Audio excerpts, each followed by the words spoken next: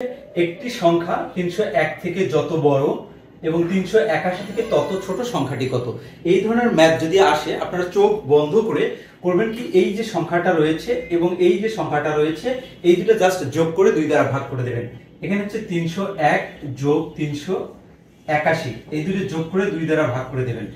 এখানে ভাগ করলে এটা বোঝা যাচ্ছে 300 3 600, 300 এখানে হচ্ছে 681 আর 1 82, যোগফল হচ্ছে এটা এবং 2 দ্বারা যদি আপনি ভাগ করেন তাহলে হচ্ছে 341 হবে। 341 এখানকার লিখিত অংশটা হবে, প্রথমে লিখবেন ধরি সংখ্যাটি x, সংখ্যাটি আমরা x বললাম।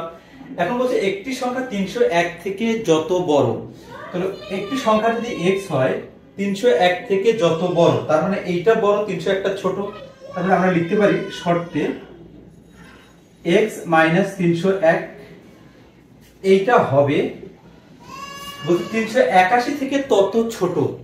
এই x সংখ্যাটা 381 থেকে তত ছোট, তার মানে 381 থেকে যেহেতু ছোটর কথা বলছে সুতরাং 381 থেকে মাইনাস হবে, মাইনাস x। এবারে এই x আর এই x দুইটা একদিকে করে নেই, করলে 2x আসে। এই সংখ্যাটা এখানে দেখুন মাইনাস আছে, এই সাইডে গেলে প্লাস হয়ে যাবে, অর্থাৎ 381 যোগ 301 ভাগ হচ্ছে 2। এই 2 কেন, এই 2টা আমি ওইখানে পাঠিয়ে দিয়েছি। তার মানে আপনারা দেখুন এই যে ফিগারটা, এটা কিন্তু আমরা যখন শর্টকাটে করছি প্রথমে অঙ্কটা তখন কিন্তু এই ফিগারটা চলে আসছিল। এখন এটা ক্যালকুলেশন করলে মূলত এই 341 চলে আসে আমাদের।